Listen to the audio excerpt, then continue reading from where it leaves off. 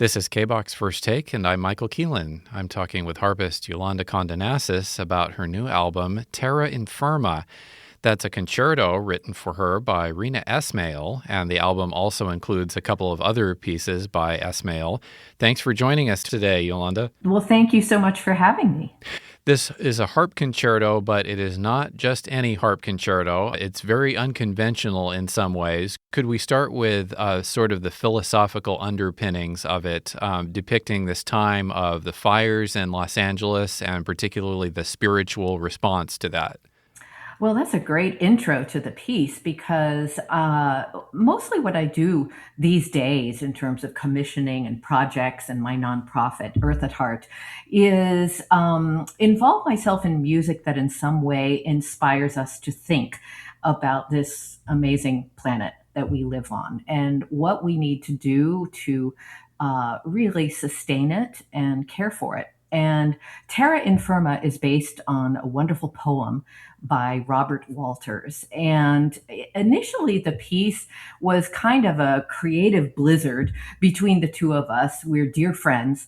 And we really wanted to do something really interesting and unusual, and maybe just a tiny bit groundbreaking with this concerto. Because I've done a lot of concerto commissions. I spent many decades playing the standard repertoire, and really, what excites me right now is doing things that perhaps haven't been done many times before. And this piece is actually for harp and percussion, and I function as both soloists at the same time. During the course of the piece, I play, all sorts of percussion instruments that are arranged around the harp, and I literally shove the harp through several stations of percussion during the course of the piece. And the harp and perhaps I represent kind of the protagonist in the story of this piece. You might even say I represent Earth, and the harp in its sort of fragility and power represents Earth as well. And so when we began formulating a concept for the piece, we had certainly the poem in mind, which really addresses many aspects of our fragile planet. But Rena then found herself in the middle of the Los Angeles fires a little over a year ago, and her home is actually in Altadena. And the month that she was planning to really get down into the meat of writing this piece happened to be the month that fires ravaged the Los Angeles area, and Altadena was kind of ground zero for a lot of it, and she was evacuated. And so some of the concepts of this piece formulated for her when she didn't even know if she had a home to go back to.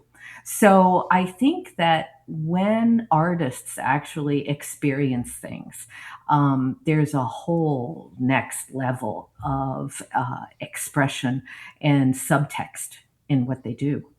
Did you always know there would be a percussion element to it? Well, that's a funny question because we rolled around lots of different ideas. But what we did know is that we wanted another sonic layer in this piece. I've commissioned a number of harp concertos, and one of the last concertos that I premiered and recorded was Jennifer Higdon's harp concerto, and her last movement of that concerto, the fourth movement, is entitled Rap Knock. And she takes advantage of the fact that the harp is indeed a percussion instrument itself. And I've done a lot of that kind of extended technique especially in recent years on the harp. And so I've had to kind of become a little bit, I've had to develop a little bit of dexterity in the percussion department. And that kind of got me thinking about it enough to suggest to Rena, well, what about percussion? What if we just surrounded me with cool percussion instruments that would completely expand the sonic zone of this piece? And of course, as things tend to do, it kind of grew one head after another. And honestly, it was really wonderful that we had that concept early enough for me to really kind of immerse myself in the percussion world and practice my drum roll and work on, beat patterns and stick control and all of that kind of stuff. Now, I didn't use absolutely everything that I tried to at least familiarize myself with during the last year and a half or so. But I think it was just an incredible experience for me to take a skill set that I feel like I've pretty much mastered in the last 4 decades on the harp and expand that to the similar control, similar trajectory, bounce, physics that it takes to play percussion instruments and combine them all together. At one point in the piece, she has me playing a sort of a complex hoppy figure in my left hand while I'm playing a combination of crotales and Almglocken or cowbells in my right hand. And the effect is really, really something. And I suppose one might ask, well, not why not just like make it a double concerto, hire a really elite percussionist, and you do this together. And the reason for that really is that in my career, I have done pieces where there is intricate interplay between harp and percussion, but there really is stuff that if you want complete and utter precision, you kind of have to have one person doing it. And that was the case in many sections of this piece where I have to be in the same place with myself, no acoustic delay, in order for things to be completely synchronized and coordinated. So it was a really, really cool challenge, and I think the results are pretty extraordinary, I must say. Just to go back a bit, that intermediary step of percussion on the harp was the fact, for listeners who aren't familiar, that you can tap on the soundboard and make sounds other than plucking the strings on the harp itself. Oh, yes. I've hit the harp with all sorts of stuff beyond my hand, all sorts of kitchen tools, and the harp can be prepared with paper and all sorts of different materials. So usually harpists are no stranger to that extended world of articulated struck sound. But this, I must say, was kind of next level for me. It was really fun. You mentioned a couple of the percussion instruments that you play. What are crotales, and can you name a couple of the other things that you play in this concerto? Yeah, crotales are those little round discs that when you tap them, they sound like bells. They were that was kind of perhaps the most precision element I had to master because I was reaching as far as my right arm would reach to the edge of the line of crotales while I was playing the harp with my left hand. So I think I'm probably very fortunate that I have really, really long arms and for that matter, legs, because I was also using a drum kick with my left foot during the movement called immolation that was mounted with a seed pod shaker, which gives everything sort of a sizzly kind of a sound and adds a different texture. I played a thunder sheet, which was just about the most fun thing I've ever done. And kind of the culmination of the piece happens after I have shoved my harp rhythmically while playing it across the stage in the longest move. I do about 6 moves, 5 moves with the harp, and I just literally shove it from one station to the next. When the harp is moved, it's done very choreographically, and I go through these kind of various stages of almost realization, grief, anger, and that pinnacle of the piece is in a movement called Swallowed, where I've just made the longest journey with the harp, 8 beats of harp shoving, and I'm playing the harp at the same time I'm shoving it, and I land at this spot between a bass drum and a tom tom, and I literally kind of lose it. I kind of joke that I've waited my whole life to lose it on stage. And it's a very dramatic pinnacle after kind of a reflective theatrical movement.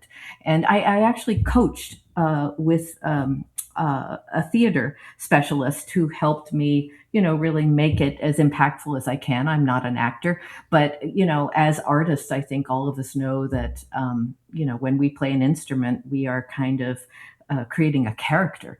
through our instrument. And this was sort of next level on that front. But once I get to this final spot, I am striking the harp and playing the bass drum and the tom tom in this very kind of potent climax of the piece that leads to this gorgeous cadenza when I push my harp into its last position facing the audience for the movement called Facing the Flame, and play this cadenza that I just adore. And I actually affix a light to my left hand, one of my fingers.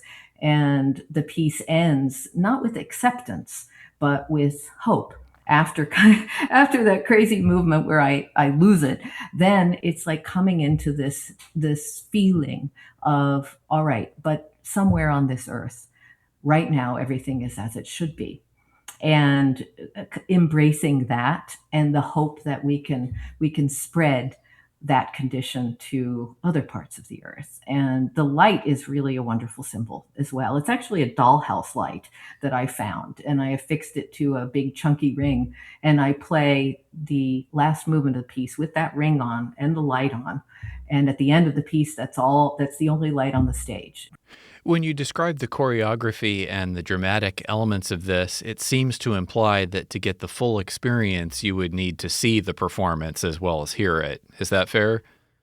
Well, I kind of worried about that. I wondered if this is going to be something so theatrically dependent that that might be the case. But when I was dealing with the post production of all of this, I was absolutely floored that this piece really, really works without any of it. I think that's because the music is just so good.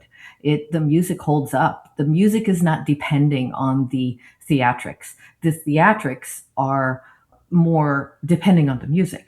So the theatrics would not mean nearly as much without that incredible music behind it. So I think um, it really holds up. And the one thing I would say is we made the decision in this day of digital only, we made the decision to do a physical release. The digital release was April 17th, and the physical release is May 15th. And we made that decision because, there is just no substitute for listening to something on CD where you don't get the compression, where everything is just surrounding you. And, there's no comparison. When I listen to this project on big speakers, it's like an immersive experience. You are performing this piece with the Interlochen Orchestra and Chorus. For folks who aren't musical, what is that place, Interlochen, and what was your experience there before? Well, Interlochen Center for the Arts is just an incredible place on this earth. And I went there for 4 years of high school. It's a boarding school for those who remember that movie Fame. It's very much a school like that. It's a performing arts high school. And it's also an incredibly world renowned summer program for young artists of all disciplines. And it was an incredible experience for me to go back there, having graduated several decades ago from high school there, and really realize that there has been, of course, progress, but not change. The place is the same.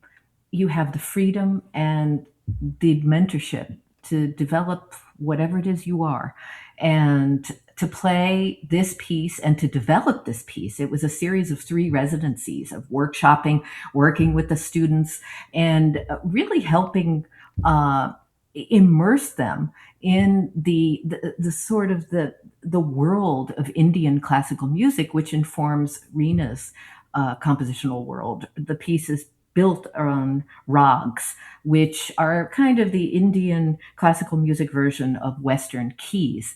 And it was just amazing to have the luxury of time to really develop a piece and lay it down on recording in a way that really does justice to everything and everyone. When I've recorded things in the past, it's usually with an orchestra, certainly.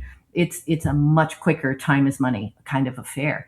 And this just feels like it was a fully realized artistic process. And those Interlochen students just they sound like pros. I think many folks would be hard pressed to discern that these are students, much less high school students. It's kind of incredible. The album is the Terra Infirma project, and the music is by Reena Esmail. Yolanda Kondonassis, thanks very much for talking with us on First Take today. Thank you so much for having me.